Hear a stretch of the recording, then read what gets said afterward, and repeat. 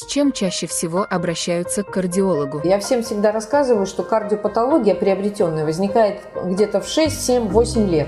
Если мы не находим врожденной кардиопатологии у пациента, то до 7 лет можно жить спокойно и не бегать каждые полгода на эхоисследования.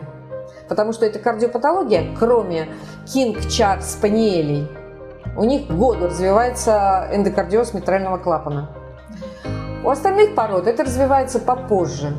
Так же, как и у крупных пород собак, дилатационная кардиомиопатия тоже развивается не сразу. На какие заболевания похожи сердечные проблемы? Может быть онкология, маскироваться под сердечные проблемы. У кошек вирусный перитонит кошек, который сопровождается выпотом в грудную полость, он тоже может маскироваться под сердечные проблемы. Поэтому, если к нам приходит, допустим, животное с выпотом, то мы пытаемся понять, причина в чем: в сердце, в кардиопатологии или же в онкологии.